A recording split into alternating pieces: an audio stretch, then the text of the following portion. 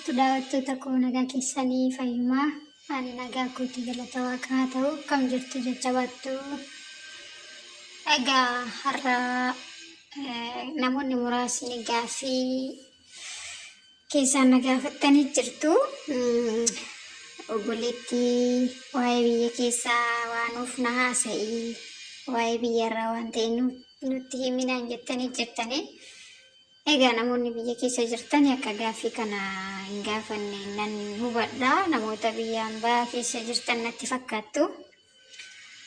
Egaa dhiifama anillee yeroodhaaf biyyuma hambaa keessa hin jira, gara biyyaa hin jiru. Garuu ammoo waanan dhaga'urraa waanan argurraa waan tokko tokko quban qabaachuudha. Ammoo quba qaburraayyuu haasa erga jettanii nuuf qooda erga jettanii isiniif hin qooda rakkoon qabu. Garuu gara fuulduraatti Waaqayyo nu gargaaree isinillee nu jajjabeessitan waa'ee biyyaa qabatamaan waan jiru yoo gara biyyaa galle jechuu kooti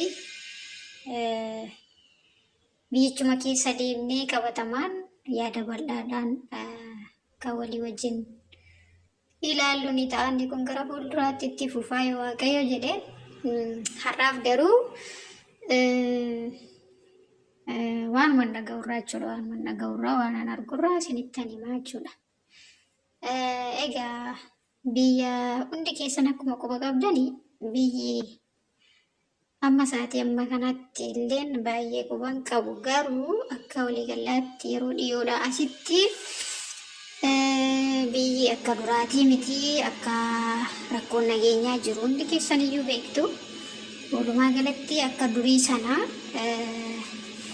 biyya naannoo Oromiyaa keessa olii gadi bakka kamiyyuu jechuudha. Naannoo Oromiyaa ta'ee bakka kamiyyuu jechuudha olii gadi deemuun adaadaa koon dubbisaa, eessuma koon dubbisaa, obboleettii koon dubbisaa, obboleessa koon dubbisaa jedhanii olii gadi deemanii akka duraa sanatti bakka barbaadanii oolanii bakka barbaadanii bulanii galuun inni kun sobadha. Hin danda'amu jechuudha. Isinii galee maatii ofii dubbisanii biraa deebi'uudhaaf iyyuu of eeggannoo cimaa sodaa meeqa ofirra bibirrachaadha jechuudha. Kun rakkoo nageenyaarraa kan maddeedha. Waaqayyo dhagaan sirrata jenneetuma abdii qabnaa. Waaqayyo nagaa nuuf haa buusu, biyya keenya nagaa nuuf haa godhu. Akkasii xiqqoo ishee rakkoon ni jira, rakkoon nageenyaa jechuukooti. Akka duraa sanatti hin yaadamu, inni akka duraa sanaa hin yaadamu. Lafa barbaadanii ba'anii lafa barbaadanii galuun yeroo barbaadan ba'anii yeroo barbaadan galuun akka duraa sana baadiyyaa keessa deemanii qilleensa gaarii isaan fudhachaa maatii ofii wajjin haasaa oolanii bulanii taphachaa bakka hojii ofiitti deebi'uun amma yeroo kanatti yeroo dhiyoo asitti hin danda'amu jechuudha. Waanuma hin yaadamnedha. Isa kana waanuma isinitti himuyyuu hin qabu. Hundi keessaniyyuu ni beektu. Akkas jechuudha.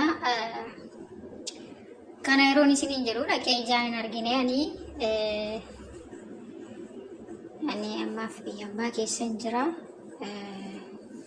Dhaqee ijaan hin argine garuu maatiirraa ni dhaga'ama jechuudha. Inni sooshaal miidiyaarraas hin argina garuu isa sooshaal miidiyaarraa kana baay'eensaa soba ta'uu danda'a, dhugaas ta'uu danda'a. Dhugaanis ni jira garuu irra caalaan isaa sobadha. Kanaafi inni akkuma jirutti ta'ee garuu maatii keenyarraa dhaga'uu dandeenya. Walumaa galaa akka duraa sanii miti. Inni biraan immoo iyyuu qaala'insi jireenyaalleen amma biyya keenya keessatti baay'ee ol ka'eera jedhamee odeeffama. Obboloota akkasii inni guddaan egaa namni ilmi namaa fayyaa guutuu qabaachuu isaati. Egalee fayyaa qabataanaan hojjetatee waanuma kamillee yoo taate wanta ciniinee buluun dhabu jechuudha. Kanaaf fayyaadhaan ni guddaanii. Fayyaa keessanii wajjin Waaqayyoo nagaa keessan guutuu wajjin isin haa eegu bakka isin jirtanitti isiniin jedha obboloota koo. Akkasii kana yeroon isiniin jedhu immoo rifatina namoonni yeroo dhiyootti gara biyyaatti galuudhaaf karoora kaayuu qabdanii rifatina. Namni waanuma qabu waanuma harkaa qabu waaqa isaa eebbifa galateeffatee suma qabutti fayyadama jechuudha. Sigalee akkasii akkuma biyyi jiraatutti jiraatama. Akkuma waliigalaa biyyattitti waan ta'eef duuti biyya wajjin hirriibaa maal jedhama yoon dogoggoree dhiifama naa godha. Kanaaf durumaa kaasee jechuudha har'a miti durii kaasee biyya keenya hin jiru ni jiraatama. Beektu miti kana. Ekko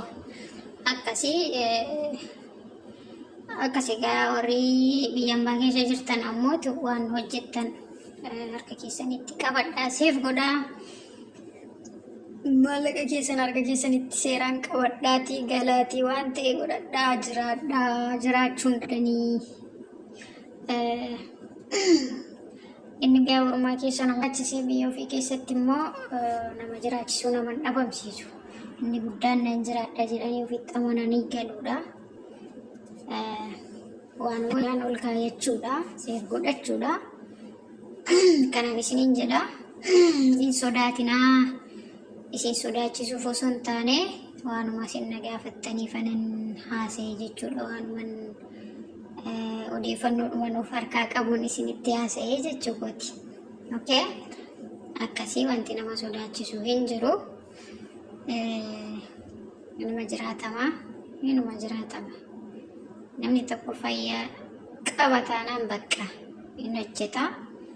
Hojjete jennaan immoo sababni ittiin hin jiraanneef hin jiru jechuudha. Kanaafiyyuu nagaa keessan isiniif haa kennu Waaqayyo bakka jirtanitti nagaa qabaadhaa.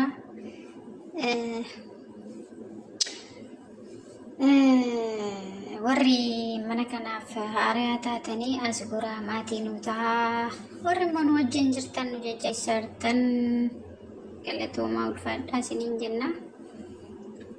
Akkasii obboloota kana hin sodaatinaa.